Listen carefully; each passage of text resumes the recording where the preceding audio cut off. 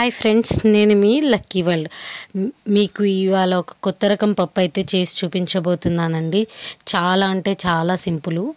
ముందుగా పప్పుని శుభ్రంగా కడుక్కొని ఇందులో కొంచెం పసుపు, కొంచెం ఉప్పు, కొంచెం రుచికి సరిపడినంత కారం వేసుకొని ఒక 2 గ్లాసుల వాటర్ అయితే పోసుకొని లిడ్ క్లోజ్ చేసేసి పొయ్యి వెలిగించి పొయ్యి మీద పెట్టుకొని 3 విజిల్స్ వచ్చేంత వరకు ఉంచుకోవాలి. 3 విజిల్స్ వచ్చిన తర్వాత పొయ్యి అయితే ఆఫ్ చేసుకోవాలి. ఇప్పుడు ఇందులోకి మనము సంవత్సరం అంతా నిలువ ఉండడానికి టమాటో పచ్చడి పెట్టుకుంటాం కదండి. ఆ పచ్చడిని కొంచెం తీసుకొని ఈ పప్పులో అయితే బాగా కలుపుకోవాలండి.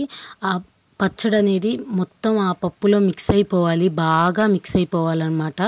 బాగా మిక్స్ చేసేసుకొని మనం వేసిన ఉప్పు సరిపోయిందో లేదో చూసుకొని పక్కన పెట్టుకోవాలి.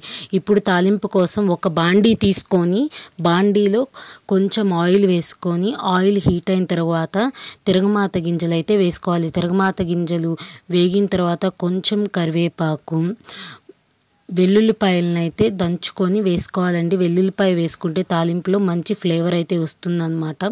ఇప్పుడు ఇందులోనే ఒక టమాటోని ముక్కలుగా కోసుకొని వేసుకోవాలి. ఒక ఉల్లిపాయను కూడా వేసుకోవాలి. ఇవి బాగా వేగిన తర్వాత ఇప్పుడు ఇందులో ఉప్పు మిరగాయలు అయితే వేసుకోవాలండి. ఉప్పు మిరగాయలని కూడా బాగా వేయించుకొని ఈ తాలింపు బాగా వేగిన తర్వాత ఇందులో మనం కలిపి పెట్టుకున్న పప్పు అయితే వేసేసుకోవాలి.